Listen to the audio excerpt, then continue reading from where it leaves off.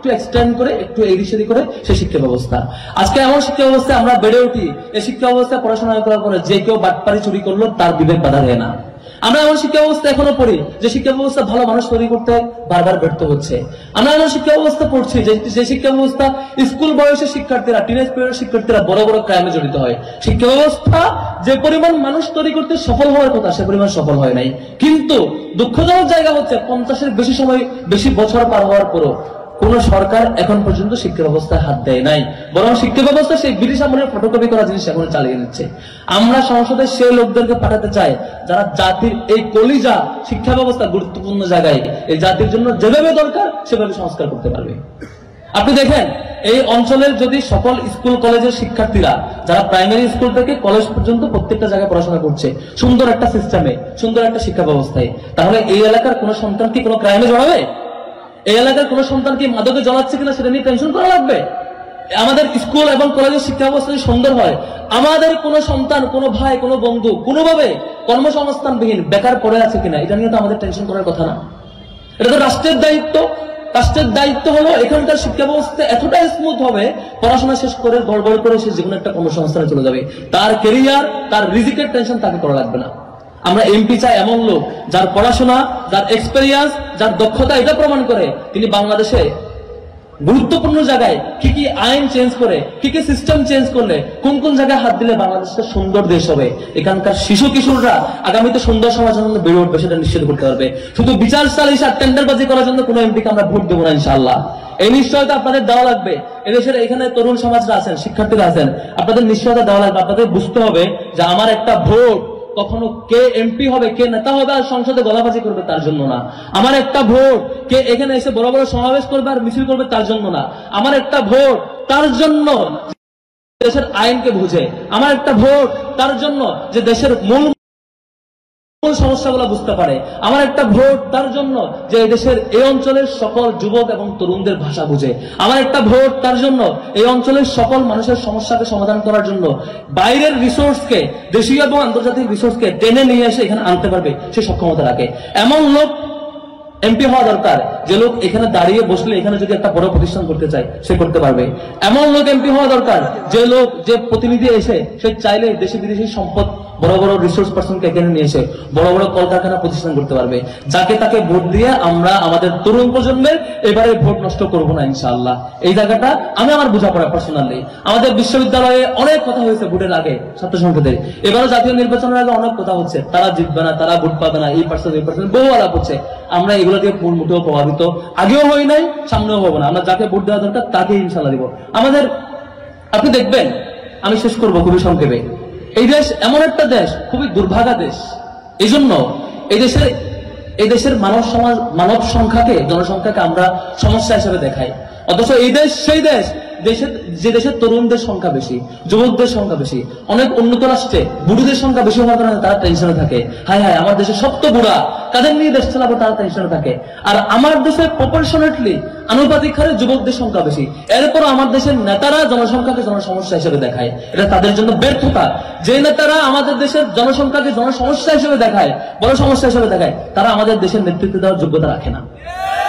তারাই যোগ্যতা রাখে যারা এই দেশের তরুণ সমাজের যে জনসংখ্যা বৃদ্ধি এবং সেই বড় সংখ্যক তরুণ সমাজ, এই সংখ্যাকে তারা সম্ভাবনা হিসেবে দেখবে, এটাকে কাজে লাগাতে পারবে। আজকে দেখেন আমাদের একমাত্র বাংলাদেশ, যে দেশে যেখানে বীজ ফেলে সেখানে গাছ হয়, পুরো ভূমি উর্বর, সারা দেশটাই উর্বর।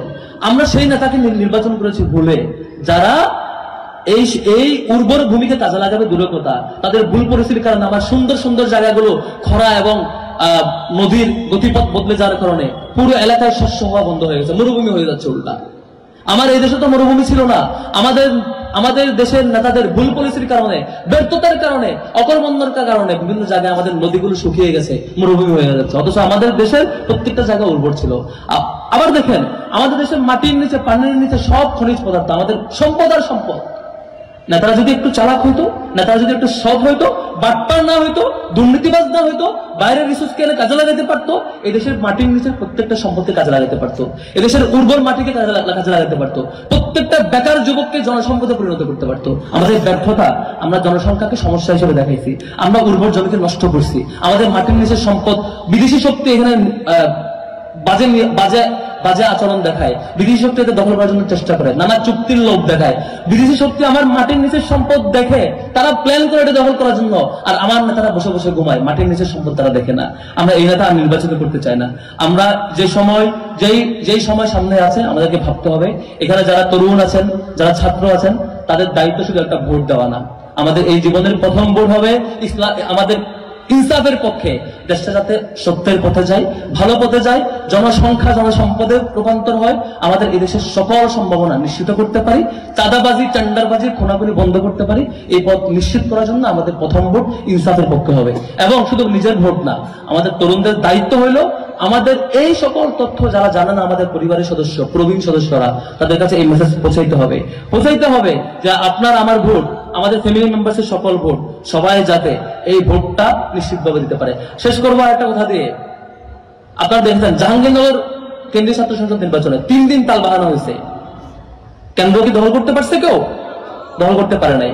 আমার ঢাকা বিশ্ববিদ্যালয়ে অনেকে অনেক ষড়যন্ত্র করতে পারে নাই। এখন যারা ভয় পাচ্ছেন মনে মনে, বা অনেকে হুমকি দিচ্ছেন বিভিন্ন কিছু পারবেন, বিশ্বাস করেন যে তরুণ প্রজন্ম জুলাই ঘটিয়েছে, জুলাই গণ অভ্যুত্থানে যে মেইন স্টেক হোল্ডার তরুণ প্রজন্ম, এই তরুণ প্রজন্ম বেঁচে থাকতে কোথাও ভোট ডাকাতি কেউ করতে পারবে না। কেউ যদি করে, এই তরুণ প্রজন্ম তাদের হাত ওইখান থেকে সরাই ফেলবে, এটা পারবে নিশ্চিত ইনশাল্লাহ। সুতরাং আমাদের টেনশন নাই, আমাদের একটা সিদ্ধান্ত নিতে হবে। এবারে ইনসাফের প্রতীক মার্কা কে বলেন তো? ইনসাফের প্রতীক কোনটা? এবার দাঁড়িপাল্লার বিজয় হবে ইনশাআল্লাহ। শুধু এখানে না, এবার ইনসাফের প্রতীক দাঁড়িপাল্লার বিজয় হবে। এবারে দাঁড়িপাল্লার বিজয় মানে চাঁদাবাজির পরাজয়, এবার দাঁড়িপাল্লার বিজয় মানে টেন্ডারবাজির পরাজয়, এবার দাঁড়িপাল্লার বিজয় মানে জনসম্পদে রূপান্তর করার যে স্বপ্ন, সেই স্বপ্ন পূরণ হবে ইনশাআল্লাহ। এইবার দাঁড়িপাল্লার বিজয় মানে বেকারত্ব দূরীকরণের স্বপ্ন যেটা আমাদের ছিল, সকল বেকার যুবকেরা কর্মসংস্থান ফিরে পাবে ইনশাআল্লাহ। সেই স্বপ্ন আমাদের দেখতে হবে, আমাদের দক্ষ মানুষদের প্রতি। আপনারা সৌভাগ্যবান, সত্যি এই অঞ্চলের মানুষেরা সৌভাগ্যবান, কারণ ছাত্র শিবিরের কেন্দ্রীয় সভাপতি ছিল এবং ঢাকা মহানগরের মতো জায়গায় দীর্ঘদিন দায়িত্ব পালন করে দক্ষ জনশক্তি হয়ে উঠেছে, দক্ষ নেতৃত্বের পরীক্ষা দিয়েছে। যে নেতৃত্ব, এমন নেতৃত্ব আপনারা আপনাদের এলাকায় পেয়েছেন। খুব কম এলাকাতেই এরকম মানুষ পাওয়া যায় যারা ইসলামী ছাত্র শিবিরের কেন্দ্রীয় সভাপতি ছিল এবং ঢাকার গুরুত্বপূর্ণ রিসোর্সে যারা এক্সেস ছিল এবং দায়িত্ব পালন করেছে। আপনারা নিশ্চিতভাবে সৌভাগ্যবান। আমরা আশা রাখি ইনশাআল্লাহ আগামী 5 বছর পরে এই এলাকায় আসলে আমরা দেখতে পাবো সেলিম ভাইয়ের নেতৃত্বে এই এলাকার সকল সমস্যার সমাধান হয়ে গেছে ইনশাআল্লাহ। এবং আমরা দেখতে পাবো আজকের যে যত বেকার যুবক এবং হতাশাগ্রস্ত যুবক এবং তরুণ আছে, প্রত্যেকেই মুখে হাসি দেখতে পাবো যে এই দেশের গুরুত্বপূর্ণ স্থানে পরিণত হয়েছে এই এলাকা, যেখানে সকল কর্মসংস্থান এবং সকল উন্নত সমাজের যে সিমটম, সেগুলো আমরা এখানে পাবো ইনশাআল্লাহ। আমি শেষ করবো আপনাদের কাছে দোয়া চাইবো। সেই দোয়া গত 50 বছর ধরে আমরা বারবার যে হেরেছি, বারবার আমরা স্বপ্ন দেখেছি। 75 পরে একবার স্বপ্ন দেখেছি এই দেশে বোধহয় চাঁদাবাজি হবে না। আমরা 90 পরে একবার স্বপ্ন দেখেছি এই দেশে বোধহয় খুনাখুনি হবে না। 2024 পরে আমরা আবারও স্বপ্ন দেখেছি এই দেশে বোধহয় মারামারি চাঁদাবাজি হবে না। কিন্তু আমরা যাদের নিয়ে স্বপ্ন দেখেছি, এদের কোনো দল নিজেরাই 200 জনের বেশি মানুষ নিজেরাই মেরে ফেলেছে, নিজেরাই বিভিন্ন জায়গায় চাঁদাবাজি করছে। আমরা আল্লাহর কাছে দোয়া করি, আল্লাহ যাতে আমাদের এই দেশটা সকল রকমের সন্ত্রাসবাদের